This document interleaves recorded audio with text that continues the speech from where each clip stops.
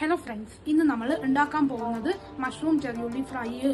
ആദ്യം 200 gram mushroom എടുത്തിട്ട് നന്നായി ക്ലീൻ ചെയ്യണം.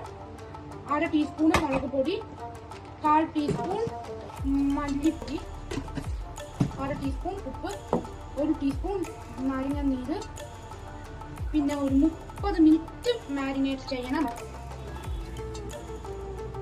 പാൻ ചൂടാകുമ്പോൾ 3 ടേബിൾ സ്പൂൺ എണ്ണ ഒഴിക്കുക.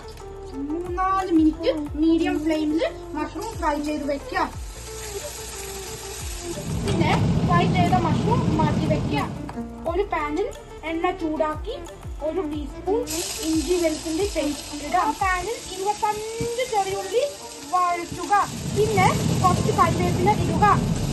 അത് ഗോൾഡൻ ബ്രൗൺ ആവണ വരെ വഴറ്റുക. പിന്നെ ഒരു 1/4 ടീസ്പൂൺ മുളക് പൊടി ഇടുക. അത് നന്നായി വഴറ്റി കഴിയാൻ ശേഷം ഒരു തക്കാളി ഇടുക. നന്നായി വഴറ്റിയതിനു ശേഷം 1/2 കപ്പ് വെള്ളം ഒഴിക്കാണ്.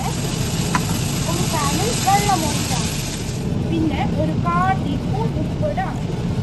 തക്കാളി നന്നായി വേകുന്ന വരെ അടച്ചു വെക്കാണ്. ഫ്രൈ ചെയ്ത് വെച്ച മഷ്റൂം